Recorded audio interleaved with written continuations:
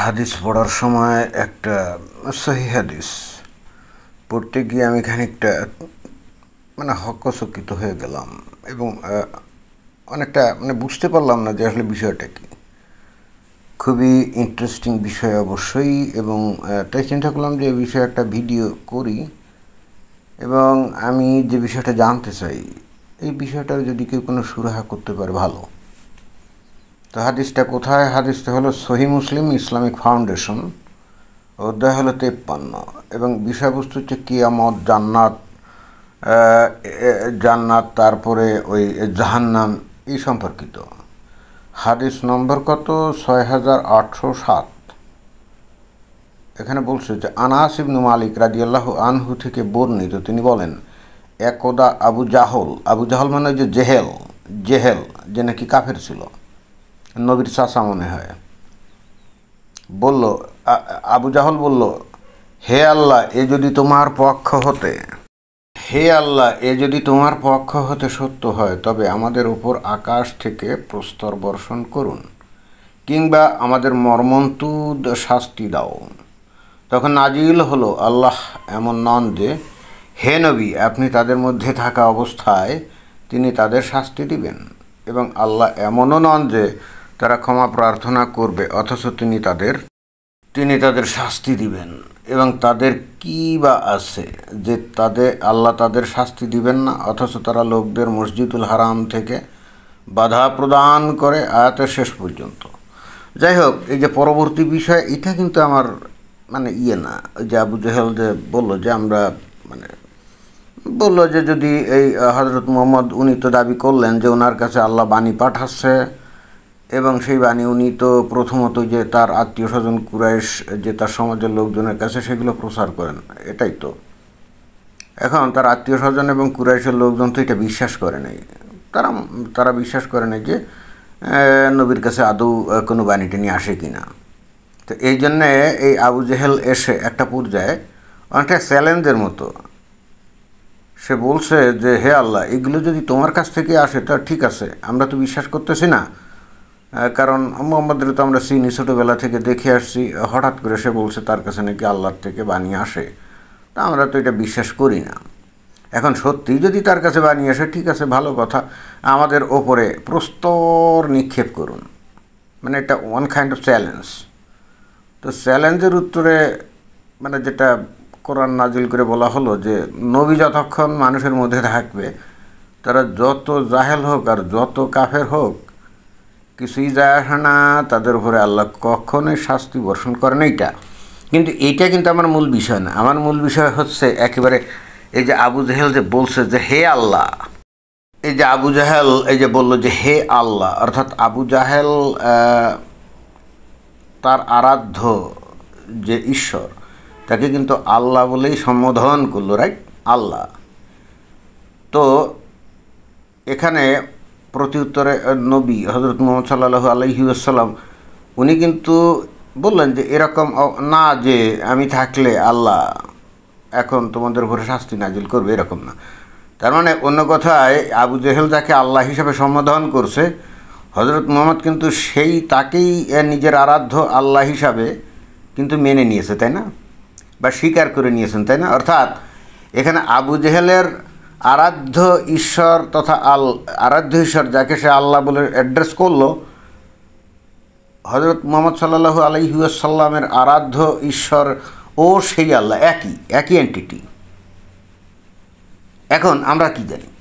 আমরা তো জানি যে এই আবু জেহেল সহ অন্যান্য যে কুরাইশ যারা নাকি পৌত্তলিক, যাদেরকে নাকি বলা হয় যে পৌত্তলিক, তো তারা তো আল্লাহ ডাকতো কাকে? ওই যে যেটা বলা হয় যে ওই কাবা ঘরের মধ্যে 360টা মূর্তি ছিল, তার মধ্যে 3টা ছিল প্রধান, ওই যে লাত, মানাত, উজ্জা, এবং এই 3টা দেবদেবী, লাত, মানাত, উজ্জা তিনটা কিন্তু দেবীর নাম, 3টা দেবীর নাম, এবং এদের আবার প্রধান ছিল যাকে বলা হয়তো হুবাল।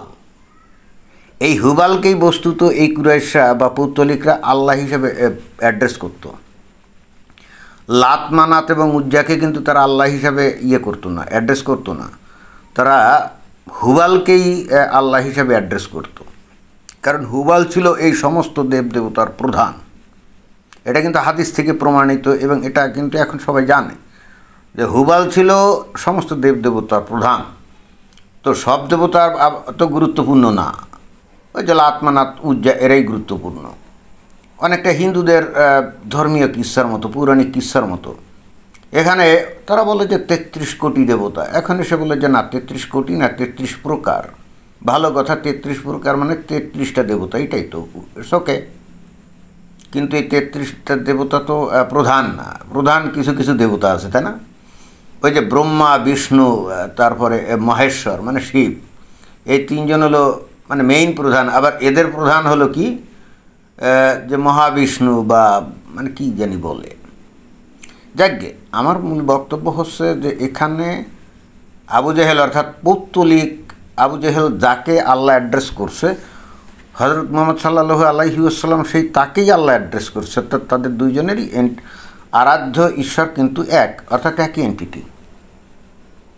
তো এখন আবু জেহেল তো আল্লাহ ডাকতো, তো অবশ্যই তাদের যে পৌত্তলিক যে হুবাল তাকে। তাহলে এখানে কি দাঁড়াচ্ছে?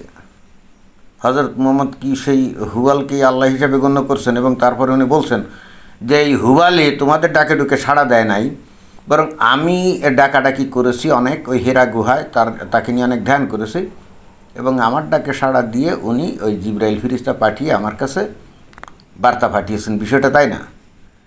অথচ ইন্টারেস্টিং ব্যাপার হচ্ছে হজরত মুহাম্মদ নবুয়ত্ব দাবি করছেন কি বিবলিক্যাল যে কাহিনী, ওই যে মুসা, দাউদ, সুলেমান, তারপরে এরকম ইব্রাহিম, এদের ধারাবাহিকতায়। তো এখন মুসা, ঈসা, তারপরে দাউদ, সুলেমান বা ইব্রাহিম, এরা যাকে আল্লাহ বলতো সেটা তো এই মানে পৌত্তলিকদের হুবাল না। তো পৌত্তলিকরা যাকে এখানে আল্লাহ হিসেবে অ্যাড্রেস করলো, ওই বাইবেলের যে ঈশ্বর সে তো এই পৌত্তলিকদের ঈশ্বর না, তাদের ঈশ্বর একেবারে কমপ্লিটলি ডিফারেন্ট। তার নাম ছিল কি? তার নাম ছিল ইয়াওয়ে, রাইট? ইয়াওয়ে। দেখেন এখানে খুব ইন্টারেস্টিং ব্যাপার, এখানে এই কুরাইশ পৌত্তলিকরা মেইন আরাধ্য যে ঈশ্বর, তার যেমন একটা প্রপার নেম অর্থাৎ প্রপার নাউন আর কি, যেমন হুবাল নাম দিয়েছিল, ওই বাইবেলীয় কাহিনীতেও কিন্তু সেখানে তাদের ঈশ্বরের যে নাম আমরা পাই সেটা হলো ইয়াওয়ে। এখন এই ইয়াওয়ে আর হুবাল তো এক জিনিস না। যদি এক হতো তাহলে তো এরা তো আর পৌত্তলিক থাকতো না, এরা তো নিশ্চয়ই ইহুদি হতো, তাই না? বা খ্রিস্টান হতো, এরকমই তো হতো। এবং কোনো খ্রিস্টান অথবা কোনো ইহুদি অথবা কোনো মুসলমান এরা কি স্বীকার করবে যে এই হিন্দুদের যে কাহিনীতে যাকে তারা ঈশ্বর বলে, যেমন কৃষ্ণ নাকি ঈশ্বরের মানব রূপ, রাইট? তা কোনো ওই মুসলমান বা কোনো খ্রিস্টান বা কোনো ইহুদিকে এটা মানবে না? মানবে না। হিন্দুরা অবশ্য দেখবেন যে ওই মুসলমানদের আল্লাহকে মনে করতে পারে যে হ্যাঁ, যাকে তারা এই ভারতবর্ষে ঈশ্বর বলে বা কৃষ্ণ বলে বা শিব বলে বা মহেশ্বর বলে বা বিষ্ণু বলে, হ্যাঁ সেই একই ঈশ্বর হয়তো আরবের ভূমিতে আল্লাহ নামে পূজিত হয়, আর ওই খ্রিস্টানদের মধ্যে ওই যিশু হিসাবে পূজিত হয়, আর ওই যে ইহুদিদের মধ্যে হয়তো ওই ইয়াওয়ে বলে পূজিত হয়। হ্যাঁ, হিন্দুরা এটা মানতে পারে, বাট কোনো ইহুদি অথবা খ্রিস্টান অথবা মুসলমান কখনো তাদের ঈশ্বরের সাথে এই হিন্দুদের ঈশ্বরকে মিলাবে না। অথচ আমরা ইন্টারেস্টিংলি খেয়াল করছি যে কোরআনের যে আল্লাহ বা হজরত মুহাম্মদের যে আল্লাহ, তাকে উনি ঠিকই এই কুরাইশ পৌত্তলিকদের যে আল্লাহ তার সাথে মিলাই ফেলছেন। তো তাই যদি হয়, এই আল্লাহ তো অর্থাৎ এই যে গড, এখানে যদি আমি এখন যদি গড বলি, এই গড তো বিবলিক্যাল ধারার গড না, তার তো প্রপার নাউন কি? ইয়াওয়ে। তো এখন ইন্টারেস্টিং ব্যাপার হচ্ছে হজরত মুহাম্মদ নিজেকে ওই আগের নবী রসুলদের ধারা নিজেকে নবী দাবি করছেন না। তা তাই যদি হয় তাহলে ওনার আরাধ্য ঈশ্বর তো হবে সেই ইয়াওয়ে, নট তো হুবাল, অর্থাৎ এই পৌত্তলিক কুরাইশদের আল্লাহ না। আপনারা কি বুঝতে পারছেন আমার কথা? এই পৌত্তলিক কুরাইশরা কিন্তু বিবলিক্যাল ধারার ওই নবী রসুলে বিশ্বাস করতো না, এবং বিবলিক্যাল ধারার ওই ইয়াওয়ে ঈশ্বরের প্রতি তাদের কোনো বিশ্বাস ছিল না। যীশু খ্রিস্টকে তারা ঈশ্বরের পুত্র জ্ঞান করতো না, মানে এটা স্বীকার করতো না। কমপ্লিটলি ভিন্ন ধারার তাদের ধর্ম এবং তাদের ঈশ্বরের ধারণা এবং নাম। এখন নবী বলছেন যে উনি ওই ইব্রাহিম, মুসা, দাউদ, সুলেমান তাদের কাছে যে ঈশ্বর বাণী পাঠিয়েছিল তাদের ইয়াওয়ে, হজরত মুহাম্মদ সেই ধারায় নবী, অর্থাৎ ইয়াওয়ে তার কাছে বাণী পাঠিয়েছিল। ইয়াওয়ে তার কাছে বাণী পাঠিয়েছিল, যাকে আরবিতে বলা হচ্ছে আল্লাহ। বাট আমরা এই হাদিসটা পড়ে দেখছি ওই বিবলিক্যাল ধারার ইয়াওয়ে তাকে যদি আপনি কমন নেম আল্লাহ নাম দেনও আরবিতে, কিন্তু সেই ইয়াওয়ে বা আরবিতে যদি তাকে আমি আল্লাহ নাম দেইও, সেইটা আর এই মুহাম্মদ কথিত আল্লাহ তো এক না। মুহাম্মদ কথিত আল্লাহ তো দেখা যাচ্ছে কমপ্লিটলি এই যে কুরাইশ পৌত্তলিকদের কথিত আল্লাহ এইটাই, তাই না? অর্থাৎ কুরাইশদের আল্লাহ আর মুহাম্মদের আল্লাহ তো এক। এটা তো কোনোভাবেই বিবলিক্যাল ধারার ইয়াওয়ে তাকে যদি আমরা আল্লাহ বলিও সেই আল্লাহ না। অর্থাৎ ওই যেটা আমি একটু আগে বললাম যে ইহুদি, খ্রিস্টান এবং মুসলমান এরা কখনো ওই হিন্দুদের কৃষ্ণকে আল্লাহ হিসাবে স্বীকার করবে না, কখনোই না। তো এই যে ইহুদি আর খ্রিস্টানরা যে হজরত মুহাম্মদকে নবী মানে না, তার কারণও কিন্তু এটাই।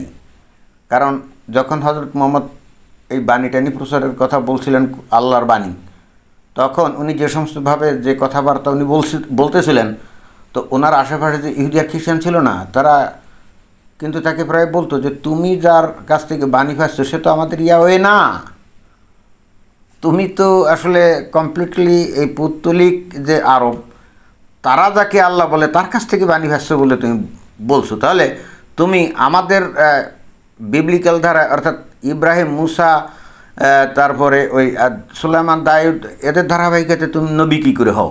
কারণ পৌত্তলিক আরবের যে ধর্ম, ওই ধর্মে মতে ওখানে তো কোনো ওই নবুয়ত্বের তো কোনো বিষয় টিষয় নেই। আপনারা কি বুঝতে পারছেন যে বিষয়টা এখানে অনেক জটিল না? খুবই জটিল বিষয়।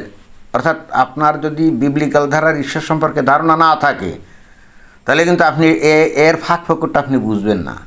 এখন যেহেতু ঘটনাচক্রে আমি তো বিবলিক্যাল ধারার ঈশ্বর সম্পর্কে আমার ধারণা আছে, এবং হজরত মুহাম্মদ কিসের ধারায় নিজেকে নবী দাবি করেছেন এটা আমার জানা আছে। বাট বাস্তবে উনি যতই বলেন যে ওই ইহুদি না ওই বিবলিক্যাল ধারার ওই ইয়াওয়ে যাকে উনি আল্লাহ হিসেবে বলতে চাচ্ছেন বলে দাবি করে তারপরে বলছেন আমি ওই ধারাই নবী, কিন্তু এখানে আবু জেহেলের সাথে কথোপকথনের সময় দেখা যাচ্ছে যে কমপ্লিটলি আবু জেহেল যাকে আল্লাহ ডাকে, হজরত মুহাম্মদও তাকে আল্লাহ ডাকে। অর্থাৎ হজরত মুহাম্মদের আরাধ্য আল্লাহ তো কোনোভাবেই বিবলিক্যাল ধারার ঈশ্বর না, ইয়াওয়ে না। তো তাই যদি হয় তাহলে উনি কিভাবে নবী হন? এবং ইহুদি আর খ্রিস্টানরা ঠিক এই প্রশ্নটাই তাকে করতেন যে তুমি যে নিজেকে নবী দাবি করছো কিসের ভিত্তিতে? কারণ তুমি যে আরাধ্য আল্লাহ তোমার, সে তো কোনোভাবেই আমাদের বিবলিক্যাল ধারার যে আরাধ্য ঈশ্বর যাকে আমরা ইয়াওয়ে বলি সে তো না। আশা করি বুঝতে পারছেন। ধন্যবাদ।